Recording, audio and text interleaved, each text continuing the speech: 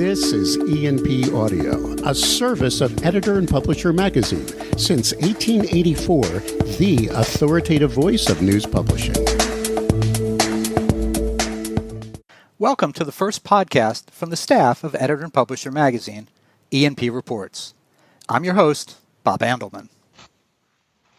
Every week, we'll open the show with the latest news publishing industry headlines from the E&P newsroom, delivered from our Fountain Valley, California editorial offices by Editor-in-Chief Nu Yang or Managing Editor Evelyn Mateos.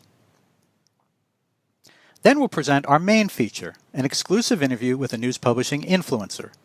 It could be an extension of a story in the digital or print edition of Editor and Publisher, or it could be content completely unique to E&P Reports. The show is available as both an audio podcast on iTunes, Apple Podcasts, Google Podcasts, Stitcher, Luminary, and anywhere else you listen to your favorite shows. It's also available as a video podcast on Editor and Publisher's YouTube channel. Whether you watch or listen, we hope you'll subscribe, leave a rating, and offer comments.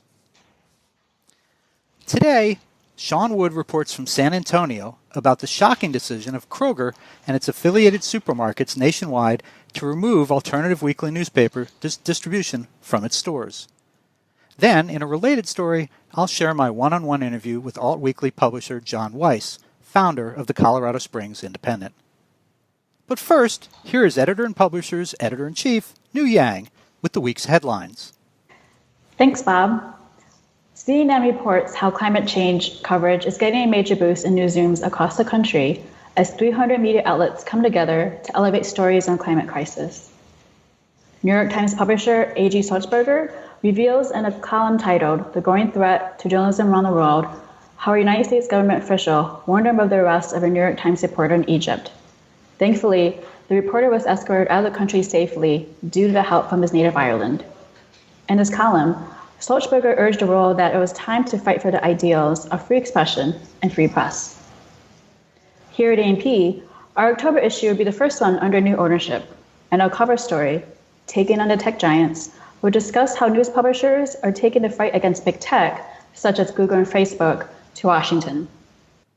Our writer, Rob Turno, breaks down the Journalism Competition and Preservation Act with News Media Alliance President and CEO David Chabron, and how this bill will affect the news industry.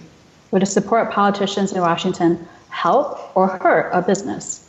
We'd love to hear your thoughts when the story goes live on our website next Tuesday, October 1st. We're also going through a pool of nominations for Publisher of the Year. Nominations just closed on Friday, and let me just say, this is one of our strongest years. We received nearly 100 nominations from newspapers around the world in all market sizes. It'll be tough narrowing it down to one person, but I'm also encouraged by all the excellent work that's being done by publishers. In the meantime, please check out our website for the latest headlines in news publishing, and make sure to subscribe to our free daily e-newsletter. Thank you, Nu. Now let's turn to our lead story this week, the announcement that the Kroger grocery chain, including its affiliated brands such as King Soopers, Harris Teeter, Ralph's, Fred Meyer, and many others, will be removing alternative weekly newspapers from their stores nationwide effective September 30th. In a moment, I'll share my interview with John Weiss, founder of the Colorado Springs Independent, one of many papers, coast to coast, affected by this abrupt policy change. But first, I'm joined by Sean Wood, reporting exclusively for Editor and Publisher from San Antonio, Texas. Sean wrote about the Kroger story for this week's E&P online edition. Sean, what's going on between Kroger and the alternative weeklies? Kroger has decided that it will no longer distribute free publications in its stores. And it's made that decision in its markets across the country. So that includes everything from alternative news sources like alt-weeklies to, your auto trader, your penny saver, your local apartment finder, yellow books, all that kind of stuff, gone. They had a relationship with a company called Distributech, which distributed those publications, and it has ended that relationship. And by October 1st, those free publications will no longer be found in Kroger's. And what's the economic impact on these newspapers? Is it going to hurt them? Can they cope with this? There is a potential economic impact because it affects their circulation. In some markets, it's as small as 10%, and others it's as high as 25%. Like Cincinnati and Nashville. Cincinnati, which is Kroger's home base, 25% of City Beat, which I'm pretty sure it's City Beat, their circulation comes from Kroger. So they've got to find alternative sources. In talking to the publisher with City Pulse in Lansing, he said essentially, lower circulation means less advertising, which means fewer pages to put local news. I think people are surprised to find out that alt-weeklies are even distributed in supermarkets. That it's kind of the antithesis of the old idea of what an alt-weekly is, that it would be the thing you'd find in head shops or nightclubs, restaurants, alternative type places. But this is the 21st century, and I guess to get that high traffic, the supermarket is where they want to be. Yeah, location. I heard that several times. It's all about location, and it's about high foot traffic. You've got to go where the eyeballs are going to see it. So, and a lot of these publications, they have racks, and they worked out agreements with places like Kroger to move the distribution inside the store with a company like Distributech. So some of them are like, we got to pull out our racks again. We got to rehab our racks. We got to get those things out.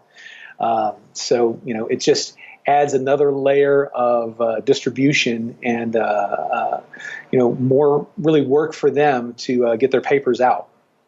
What do we know from Kroger about why they're doing this? Kroger has been pretty quiet about this.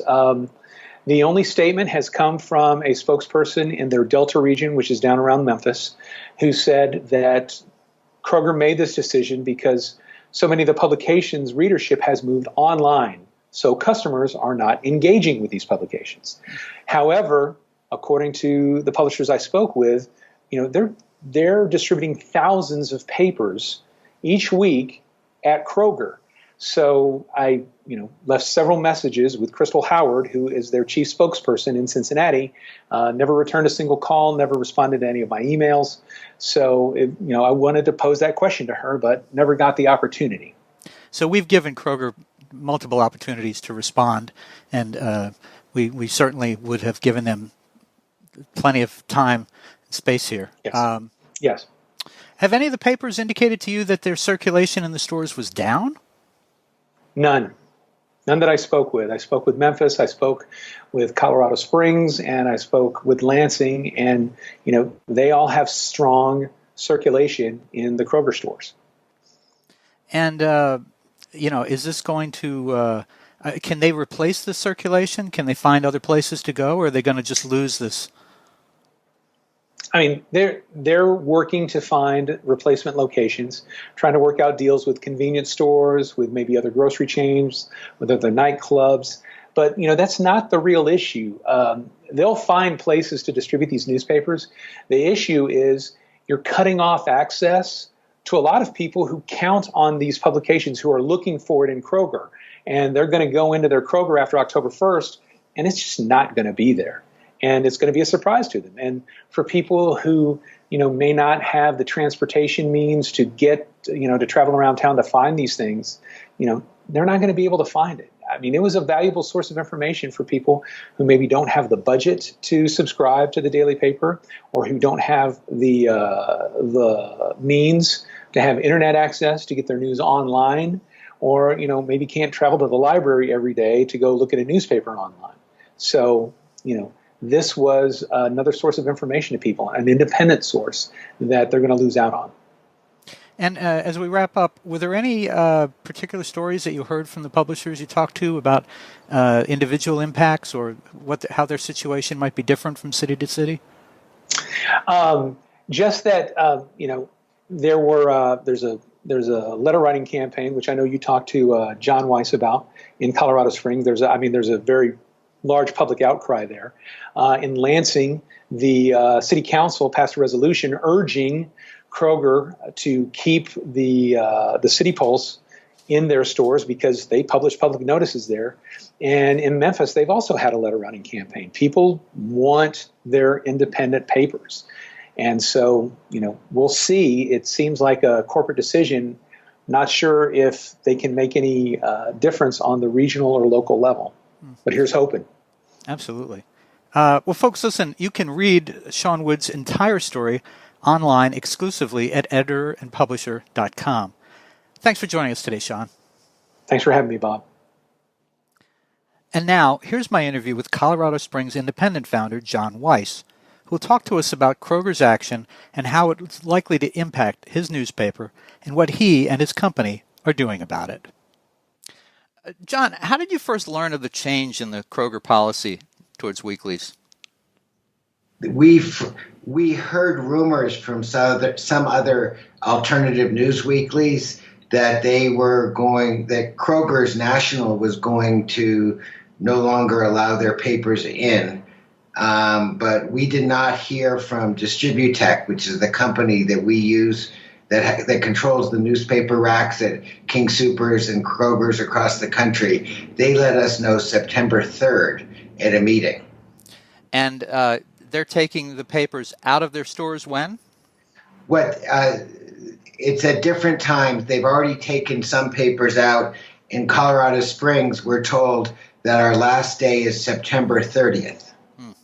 Now, one of the things that I found in talking to people about your situation who are not directly involved with alt-weeklies, many people were surprised that so many alt-weeklies around the country are in supermarkets, because to their way of thinking, these papers are, you find them in nightclubs and restaurants, and of course everyone still thinks that they're in head shops.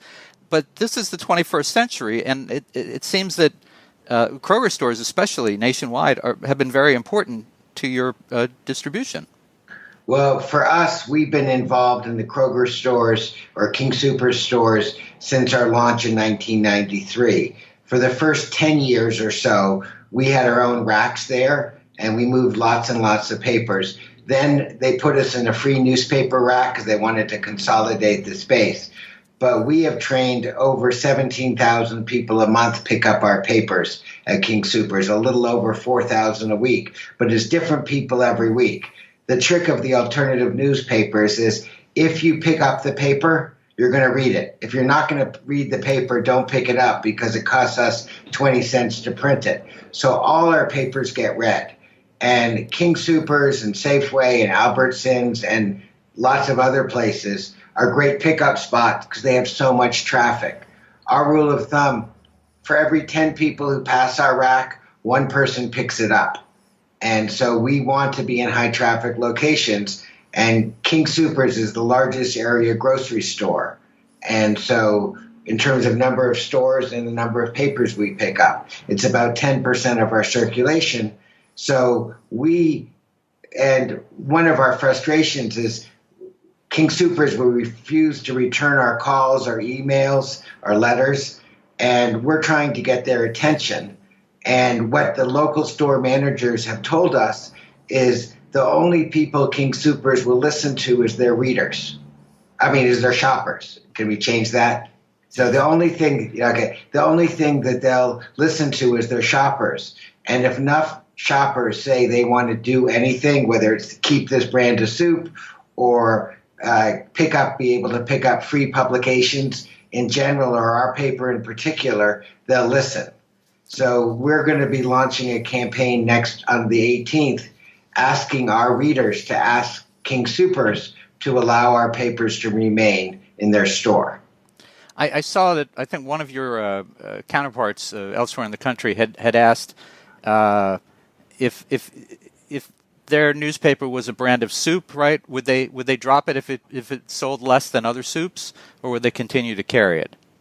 Well, the answer is sometimes they have a certain amount of space, and we understand space is valuable, but very few products there sell 17,000 or more a month, and their customers want this. So I actually don't think that's a great analogy because our papers are a customer service for their reader. Our readers pick up the paper, and they're a creature of habit. People pick up. Well, when they go shopping, they'll pick it up, and they know where the rack is, and they've been trained. So, but so they have a certain number of places for soup, a certain number of places for gum. If one gum doesn't sell or one brand of soup doesn't sell, they may get rid of it. But our papers are really popular. They made the assumption that people aren't picking up newspapers anymore.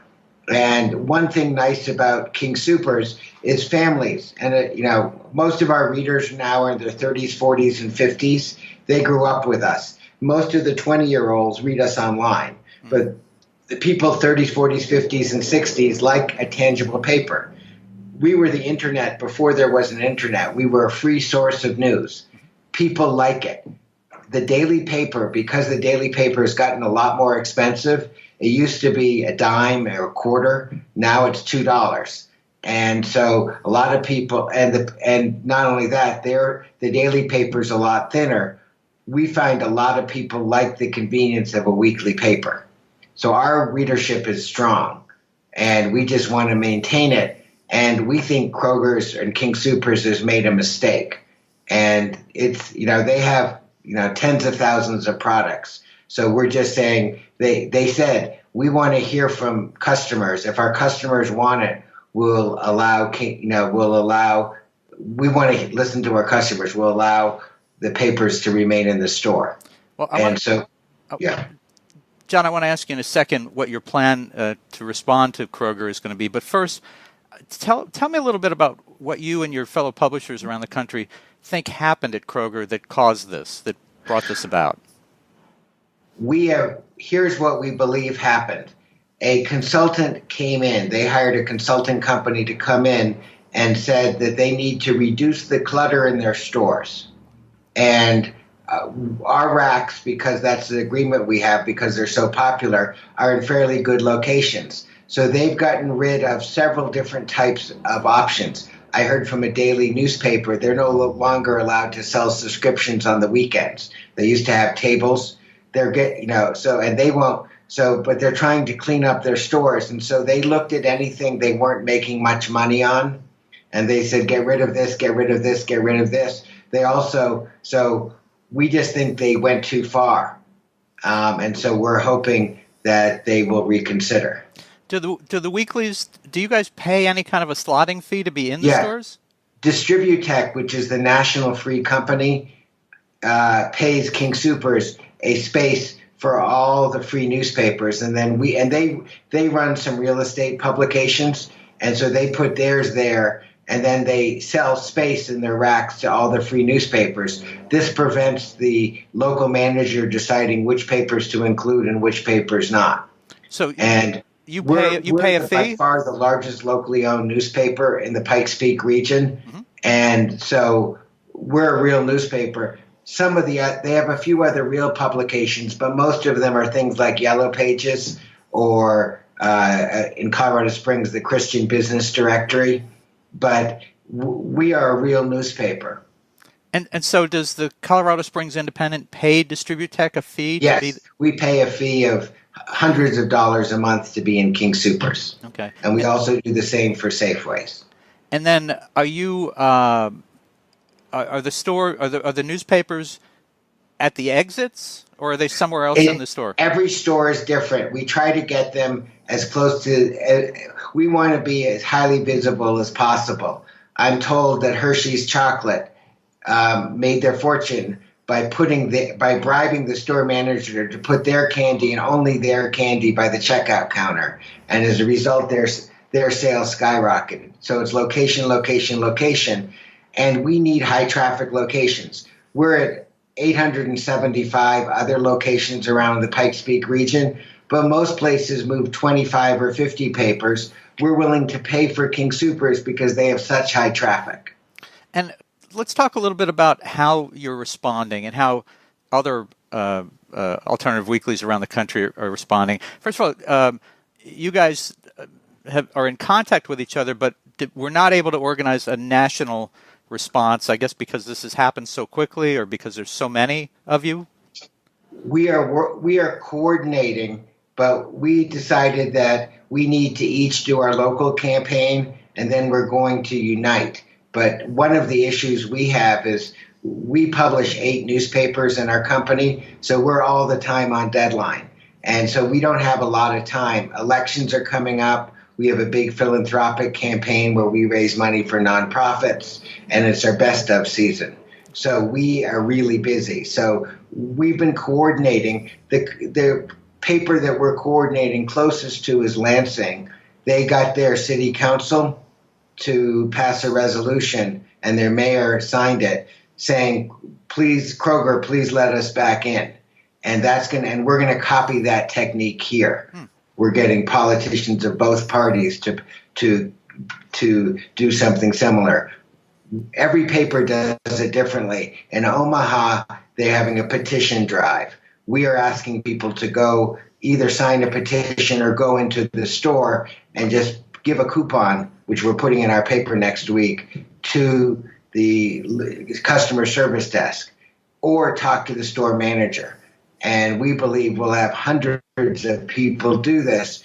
And if Kroger's does not see the light, the importance our papers have in providing an informed community, we think it's really important. And so we think they'll hear from their customers. Now, what struck me is that this is a very modern approach to the situation you find yourself in. It's I know you've referred to it as an unboycott. I was struck by it's a very business-friendly approach. You're not asking people to boycott Kroger stores or King Super or Albertsons or Safeway. You're not asking them to take any kind of a negative action. You're asking them to go and say, look, I get this paper here every week. I appreciate that it's here. I don't have to go out of my way to find it. And it's a very business-friendly approach, which I don't think your counterparts 25 or 40 years ago in the alt-weekly business would have ever done. Well, from our point of view, first of all, we like King Supers. It's for the last 5 years, it's won the best of from our readers poll. And we have 16,000 people have already voted this year, 16,000. So that's a lot of votes. Our readers poll is very popular. It's our best of. Our goal is to communicate with them. We see them as a partnership, and we know people are going to shop at King Supers. We want to just dialogue with them. Our frustration is they will not return our calls. They will not dialogue with us. We have been told that now that they're taking out all free publications, we have to get the local King Supers to agree. The local King Supers, who we've talked to some of the store managers, say they can't do anything until they hear from Kroger's. They need ammunition to be able to take their case. We have a lot of support among King Supers workers and shoppers, and they know how popular our paper is. They get complaints all the time that our paper's sold out, and we restock them 2 or 3 times a week because we're such high traffic. So partly because we buy 2 racks, but the 2 racks, our paper is reasonably big, can only hold 150 papers. And some places we're moving 500, 600 or more papers every week. And one thing it needs to stress is there's different shoppers every week because not everyone picks this up. Our goal is to be sold out of our free paper by Sunday or Saturday. We come out on Wednesdays because we want people to pick it up and plan their weekend. Do you restock other locations or just the supermarkets? Some of the hospitals, some of the only high traffic locations, or if we have a really big issue with an insert or something. But we have, close to 900 locations. So we can't restock them all. We have 14 drivers who deliver them on Tuesday night and Wednesday morning. And our goal is to get about 80% of the people in Colorado Springs to walk near one of our racks every week. That's how we survive. Would it have helped you guys at all if Kroger had given you, say, 90-day notice instead of, essentially 1 month? Well, yes, and it would have been helpful if they would talk to us because we want Kroger's to succeed. We want to work with them, but they're a big national multi-billion-dollar company. So that's so they're busy and we're a small paper. We're very important to the Pikes Peak region, just like Cincinnati City Beat is important to Cincinnati, where they're headquartered. We are the second paper in town usually, and we provide new communities are far healthier when there's two newspapers, and most communities have a daily and a competitive weekly. What happens if you can't get back in there? What will you do? We're looking for new locations. We will have to add more. We're not going to cut our circulation. The good news is we've learned that if a place loses, let's say we lose 500 papers at a location, they close or something like that, about half the people or more will pick up the paper somewhere else. So many of our people, we're in many locations, like right by my King Soopers is a thrift store. We're at the thrift store, but the people have to be trained to go there. So we'll have to educate people. But we're going to get new locations. Our readership will not go down. Our pickup won't go down. We will get in more locations. Yeah, I mean, it's so much easier for you and for your readers when you're in these high traffic locations, obviously. And for example, we used to be in some Walmarts, but we found King Soopers or more pickup because they're higher. Most of our readers are higher income and so we may add, there's other places we can go in. We're doing this on the principle of the thing. We also want to get back in King Soopers because we'll get most of the readers back in, but some of the readers may decide, not pick us up as often. And so our goal is we write our newspaper to be read.